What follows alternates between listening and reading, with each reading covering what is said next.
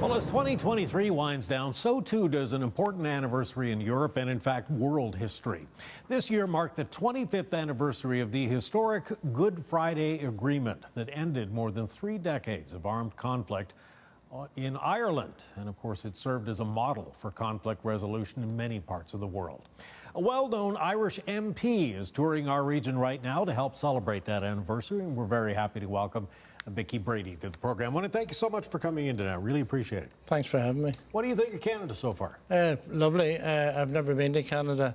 Looked forward to coming. I was flew into Toronto, then St. John's, and today Halifax. And what I've seen so far is very impressive. We might have some snow for you before you're finished. Well, we do get a wee bit of snow at home, but I don't think in the amount that you would have here, I have to say. Give us the Reader's Digest history lesson here first. What was the Good Friday Agreement? Well, essentially, the Good Friday Agreement ended the conflict in the north, which had been going on since 1969 to approximately 2004. So it ended a long conflict, and it led to the peace process, which has been extremely beneficial.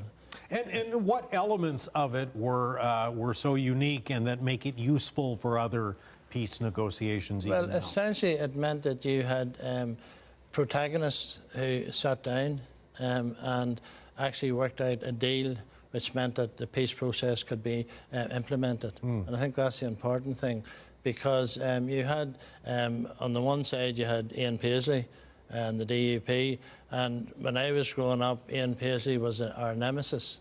For him then to share power with Sinn Féin, because you have to remember that the DUP, was Paisley's party, was founded by him, didn't actually sign up to the Good Friday Agreement. Right. They protested, and in fact Jeffrey Donaldson, who's the current leader of the DUP, he walked out of the negotiations, and he was in the Ulster Unionist Party and then joined the DUP. So, you know, it was the fact that Paisley then was willing to sit down and share power with Martin McGuinness.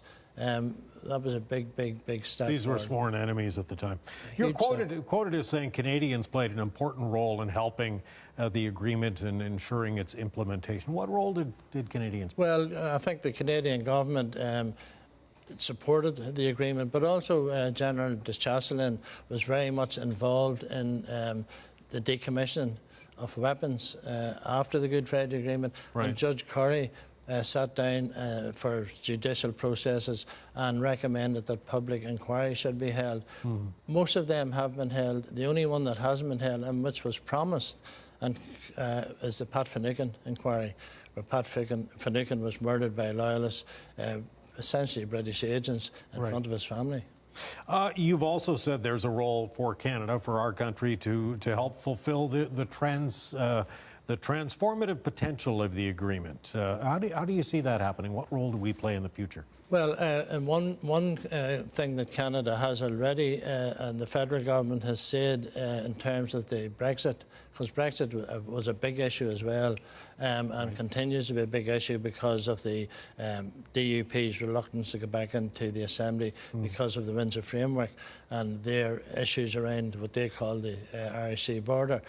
Canada has said that there will be no trade agreement with Britain unless the Good Friday Agreement is not only protected but also implemented. Right. And I think that's extremely important, because if you consider Canada as a very close ally of Britain, and it's the British government who are co-guarantor with the Irish government of the Good Friday Agreement. Keeps the pressure up. Absolutely. Yeah. Absolutely. I understand your party, Sinn Féin, has kind of publicly taken sides here in the Israel-Hamas war. Tell me about that for people who might not be familiar with that. Well, Sinn Féin has always had a close alliance with Palestine. And I've been to Palestine myself, and I've seen the oppression, and I use that advisedly, the word oppression, that Palestinians suffer. When I was there, I was in Hebron and Ramallah. I saw where young Palestinians were arrested, beaten. One of the checkpoints we went to, a young Palestinian had been executed. It was on Twitter, as it was then. The week before, his bloodstains were still in the ground. Actually, the checkpoint there was, to me, was very reminiscent of the checkpoints that we had with the British military in the north, in the area that I lived in Uri and Armagh, and that same kind of arrogant attitude, and which is something I think oppressors always have. In terms of taking sides, I think any country and any organisation has always the right and should condemn genocide. And to me, that is exactly what is happening in Gaza at the moment. Is there anything, do you think, in the Good Friday Agreement that could one day bring lasting peace to the Middle East? Well, if you look in the Middle East, our problems were created by the British. Essentially, the problems in the Middle East have been created by the British.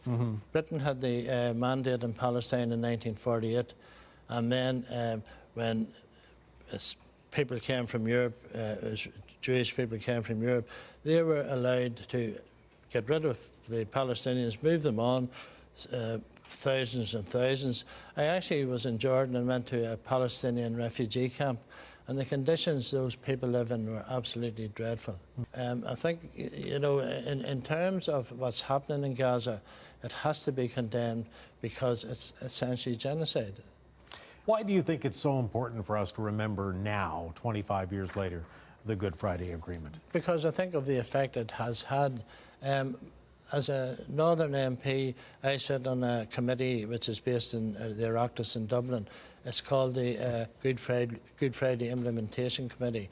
And the role of that committee is to ensure that all aspects of the Good Friday Agreement are implemented. Now, there are a number of them that haven't. For instance, there's a Bill of Rights. There's a number of equality issues that have not been implemented. There's issues that, you know, would deal with the legacy issues and issues like that that accrued over many years. Also, if you consider that in terms of you know, carrying on and maintaining the peace, that is so important. And what we really need is the Irish and British governments to ensure that all aspects are implemented. And unfortunately, there seems to be a reluctance on both sides to actually ensure. But having said that, and I don't want to be overcritical, the Good Friday for me and my generation and for my children and generations to come has been so important in ensuring that they weren't growing up in an area that was in conflict. Sure. You know, and that's important. Mickey, we'll have to leave it there. I want to thank you so much for your time tonight. Really appreciate it. Mickey Brady is a Sinn Féin member of Parliament visiting our region to help mark the 25th anniversary of the Good Friday Agreement.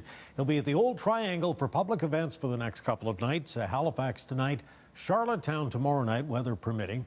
7 o'clock for both events. Stay with us. We'll be right back.